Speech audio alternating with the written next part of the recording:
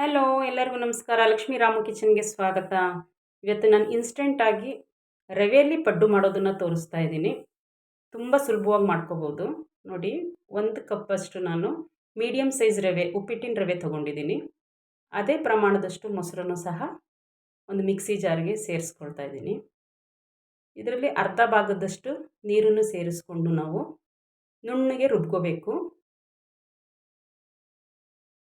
ಒಂದು ರುಬ್ಬಿರೋಂಥ ಬ್ಯಾಟರ್ನ ನಾವು ಒಂದು ಬೌಲ್ಗೆ ಹಾಕ್ಕೊಳ್ಳೋಣ. ಈ ಬ್ಯಾಟರ್ನ ನಾವು ಅರ್ಧ ಗಂಟೆ ರೆಸ್ಟ್ ಮಾಡೋಕ್ಕೆ ಬಿಡೋಣ. ಅಷ್ಟರಲ್ಲಿ ನಾವು ಒಂದು ಒಗ್ಗರಣೆ ರೆಡಿ ಮಾಡ್ಕೊಳ್ಳೋಣ. ಒಲೆ ಮೇಲೆ ಒಂದು ಬಾಣಲೆ ಇಟ್ಟು ಅದಕ್ಕೆ ಸ್ವಲ್ಪ ಎಣ್ಣೆ, ಸಾಸಿವೆ, ಜೀರಿಗೆ ಹಾಕಿ, ಸಾಸಿವೆ ಸಿಡಿದ ನಂತರ ಸ್ವಲ್ಪ ಕಡಲೆಬೇಳೆನ ಸೇರಿಸ್ಕೊಳ್ಳೋಣ. ಕಡಲೆಬೇಳೆ ಫ್ರೈ ಆಗಲಿ. ಕಡಲೆಬೇಳೆ ಬ್ರೌನಿಷ್ ಆಗಲಿ, ತೊಂದರೆ ಇಲ್ಲ. ಈಗ ಆಗಿದೆ ಕಡಲೆಬೇಳೆ. ಸಣ್ಣಗೆ ಹೆಚ್ಚಿರ್ತಕ್ಕಂಥ ಈರುಳ್ಳಿ ಹಾಗೆ ಹಸಿಮೆಣಸಿನ್ಕಾಯಿನೂ ಸಹ ಸೇರಿಸ್ಕೊಳ್ಳೋಣ. ಇಲ್ಲಿ ಈರುಳ್ಳಿ ಫುಲ್ ಫ್ರೈ ಆಗೋದು ಬೇಡ, ಸ್ವಲ್ಪ ಕಲರ್ ಚೇಂಜ್ ಆಗೋದ್ರೆ ಸಾಕಾಗುತ್ತೆ.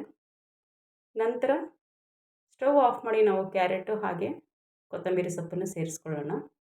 ಇಲ್ಲಿ ಸಬ್ಬಾಕ್ಸಿ ಸೊಪ್ಪು ಏನಾದರೂ ಇದ್ದರೆ ಸಣ್ಣಗೆ ಹೆಚ್ಚಿ ಸೇರಿಸ್ಕೊಂಡ್ರೂ ರುಚಿ ತುಂಬ ಚೆನ್ನಾಗಿ ಬರುತ್ತೆ ಪಡ್ಡು.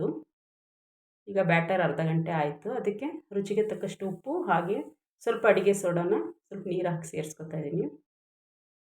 ಚೆನ್ನಾಗಿ ಮಿಕ್ಸ್ ಮಾಡಿಕೊಟ್ಮೇಲೆ ನಾವು ಫ್ರೈ ಮಾಡ್ಕೊಂಡಿದ್ವಲ್ಲ ಒಗ್ಗರಣೆ, ಅದು ತಣ್ಣಗಾಗಿರುತ್ತೆ. ಆ ತಣ್ಣಗಾಗಿರೋ ಒಗ್ಗರಣೆನ ನಾವು ಈ ಬ್ಯಾಟರ್ಗೆ ಸೇರಿಸ್ಕೊಳ್ಳೋಣ. ಸೇರಿಸ್ಕೊಂಡು ಚೆನ್ನಾಗಿ ಮಿಕ್ಸ್ ಮಾಡಿ. ಮಕ್ಕಳಿಗೆಲ್ಲ ತುಂಬ ಇಷ್ಟ ಆಗುತ್ತೆ ಇದು. ಮೇಲಿಂದ ಕ್ರಿಸ್ಪಿ ಇರುತ್ತೆ, ಒಳಗೆಲ್ಲ ಸಾಫ್ಟ್ ಇರುತ್ತೆ. ಇಡ್ಲಿ ಹಿಟ್ಟಲ್ಲಿ ಮಾಡೋದಕ್ಕಿಂತ ಪಡ್ಡು ಇದು ಇನ್ನೂ ರುಚಿ ಇರುತ್ತೆ. ನೋಡಿ, ಒಲೆ ಮೇಲೆ ಪಡ್ಡುದು ಹೆಂಚಿಟ್ಟು ಎಣ್ಣೆ ಹಾಕಿ ತಳಕ್ಕೆ ಬ್ಯಾಟರ್ನ ಫಿಲ್ ಮಾಡೋಣ. ತುಂಬಾ ಹಾಕ್ಕೋಬೇಕು.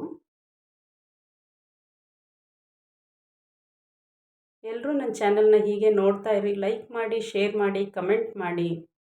ಯಾರೆಲ್ಲ ಹೊಸ್ದಾಗಿ ನನ್ನ ಚಾನಲ್ನ ನೋಡ್ತಾ ಇದ್ದೀರಾ ದಯಮಾಡಿ ಸಬ್ಸ್ಕ್ರೈಬ್ ಮಾಡ್ಕೊಳ್ಳಿ. ಸಬ್ಸ್ಕ್ರೈಬ್ ಮಾಡದೆ ನೋಡ್ತಾ ಇರೋರೆಲ್ಲ ದಯಮಾಡಿ ಸಬ್ಸ್ಕ್ರೈಬ್ ಮಾಡಿಕೊಂಡು ಹಾಗೆ ಪಕ್ಕದಲ್ಲಿರೋ ಬೆಲ್ ಐಕಾನ್ನ ಪ್ರೆಸ್ ಮಾಡಿ, ನೋಟಿಫಿಕೇಷನ್ಸ್ ಬರುತ್ತೆ ನಿಮಗೆ. ಈ ಫ್ಲೇಮು ನಾವು ಮೀಡಿಯಮಲ್ಲೇ ಇಟ್ಕೋಬೇಕು. ಹೈ ಫ್ಲೇಮ್ ಇಟ್ಟರೆ ಏನಾಗುತ್ತೆ, ಮೇಲೆ ಕಪ್ಪಾಗ್ಬಿಡುತ್ತೆ, ಒಳಗಡೆ ಬೆಂದಿರಲ್ಲ. ಹಾಗಾಗಿ ಮೀಡಿಯಮ್ ಫ್ಲೇಮಲ್ಲೇ ನಾವು ಈ ರೀತಿ ಪಡ್ಡು ಬೇಯಿಸ್ಕೊಂಡು 5 ನಿಮಿಷ ಆದ ನಂತರ ಒಂದು ಫೋರ್ಕ್ ತೊಗೊಂಡು ಹೀಗೆ ಮುಚ್ಚಾಕ್ಕೊಟ್ರೆ ಈಸಿಯಾಗಿ ಬರುತ್ತೆ.